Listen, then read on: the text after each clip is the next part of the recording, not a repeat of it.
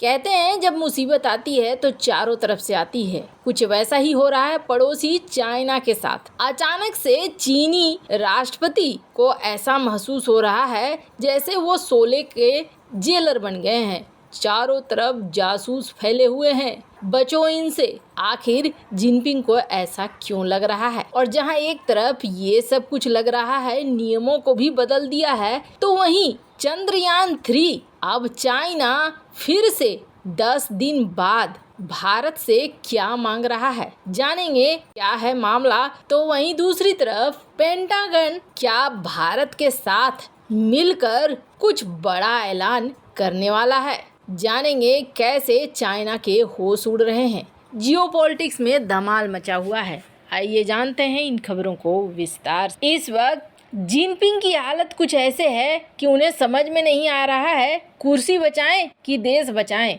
बिल्कुल ऐसी ही स्थिति है। आपको लगेगा कि जी नहीं, चाइना तो एक बहुत मजबूत देश है, ऐसी स्थिति नहीं हो सकती है, लेकिन उनकी हरकतें देखकर आप यही कहेंगे। इस समय शोले के जेलर की तरह परेशान हैं और अपने ही लोगों से मदद भी मांग रहे हैं। आर्थिक संकट में घिरा हुआ है चीन और उसे लग रहा है कि उसके देश में बहुत तरह की कानाफूसी हो रही है, बहुत तरह की चीजें देश से बाहर भी जा रही है। ऐसे में वो साजिशों का पता लगाना चाहता है और आपको बता दें इसके लिए उसने कानून भी बदल दिए हैं। आम नागरिकों की भर्ती कर रहा है जो उन्हें बताएगा कि उनके देश में कोई जासूस तो नहीं है। जासूस बताने पर इनाम भी मिलेगा। लेकिन सवाल उठता है कि आखिर जिनपिंग ऐसा कर क्यों रहे हैं? क्योंकि कहा जा रहा है, जो एक्सपर्ट हैं वो ये कह रहे हैं कि जिनपिंग को अब अपनी सत्ता जाने का डर लग रहा है। उसे लग रहा है कि उसकी कुर्सी खिसक रही है और इस खिसकती हुई कुर्सी को बचाने के लिए वो अलग अलग तिकड़म लगा रहा है।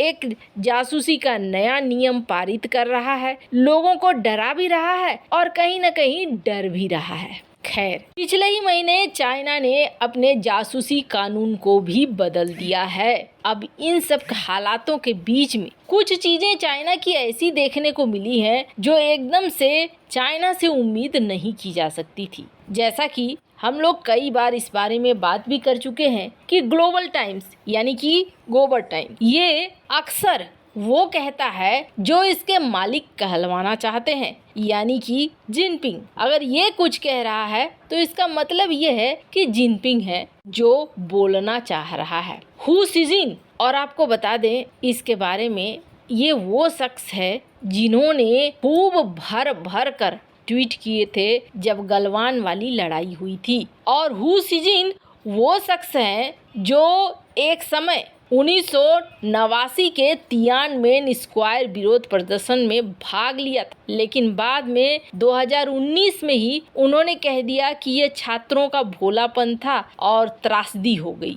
यानी कन्नी काट लिया था। ये वो शख्स है जिसने बार बार भारत के खिलाफ ही ट्वीट किया, भारत के खिलाफ ही आर्टिकल लिखा। ग्लोबल टाइम्स वो पत्रिका रही है जिसने कभी भारत को कहा था कि भारत चाइना का मुकाबला नहीं कर सकता है, भारत चाइना बनना चाहता है और जो संभव नहीं है। यही वो ग्लोबल टाइम्स है जिसने जब भारत ने एप्लीकेशन को बैन करना शुरू किया था तो बौखला कर ये कहा था कि भारत अपने ही पैरों पर कुल्हाड़ी मार रहा है, इससे ज़्यादा कुछ नहीं। लेकिन इसका क्या असर हुआ? इसका असर ये हुआ कि कुछ ही सालों बाद स्थिति एकदम से पलटती हुई नजर आ रही है। यही शख्स अब क्या बोल रहा है वो समझिए। ये अपने आप को वुल्फ वॉरियर कहते थे और अब ये कह रहे हैं कि भारत ने तो गजब कर दिया है, भारत ने सब कुछ पलट कर रख दिया है। भारतीय अंतरिक्ष एजेंसी इसरो की मिल रही लगातार सफलताओं ने अब दुश्मनों को भी तारीफ करने पर मजबूर कर दिया है।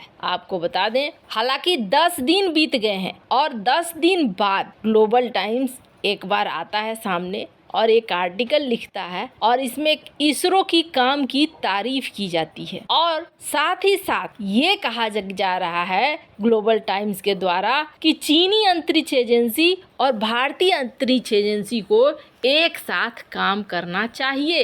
अपने ट्वीट को टैग भी कर दिया है इसरो के साथ। आप समझिए, ये वो बंदा जो भारतीय सेना का मजाक उड़ाता था ये कह के कि देखो चीनी सेना को डिलीवर करने के लिए हम ड्रोन से खाने पीने तक की गरम गरम चीजें भेज रहे हैं। उसे अब ये सूझ रहा है कि भारत और चाइना का अंतरिक्ष एजेंसी मिल जाना चाहिए।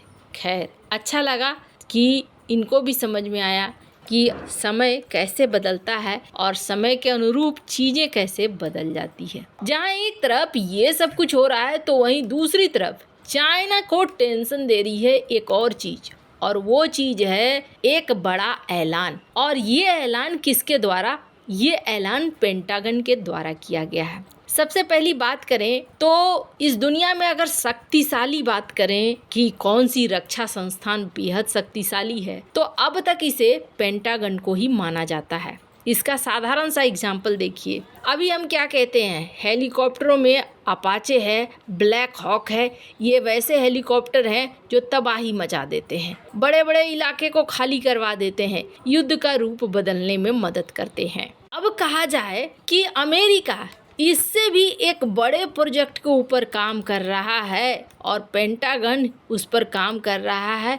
वो प्रोजेक्ट इन हेलीकॉप्टर्स को भी रिप्लेस कर देगा। और आपको बता दें, ये भी कहा जा रहा है कि ये प्रोग्राम 2024 तक अपने एक नए रूपरेखा में होगा। वो प्रोग्राम है कौन सा? तो आपको बता दें, FLRAA, future long range assault aircraft. हालांकि ये अभी तुरंत तैयार होने वाला नहीं है, लेकिन इस तरीके के प्रोजेक्ट पर काम शुरू कर चुका है पेंटागन। और ये प्रोजेक्ट आने का मतलब है कि अभी तक जिन्हें कहते थे कि ब्लैक हॉक और अपाचे बहुत अच्छा है, वो सब इसके सामने फीका नजर आएगा। स्क्रीन पर आप देख सकते हैं आर्टिकल, और ऐसे ही कई और प्रोग्राम भी है, जैसे कि एक्सटेंडेड रेंज की आर्टिलरी, ऐसे व्हीकल जो मिसाइलों को एक जगह से दूसरे जगह में पहुंचाने में मदद करे। कुल मिलाकर कहें तो अमेरिका एक बात तो तय है कि बहुत तरह की टेक्नोलॉजी पर काम कर रहा है, नए बॉम्बर पर भी काम कर रहा है। अब पेंटागन का ये कहना है कि हम भारत की मिलिट्री के साथ मिलकर चलना चाहते हैं।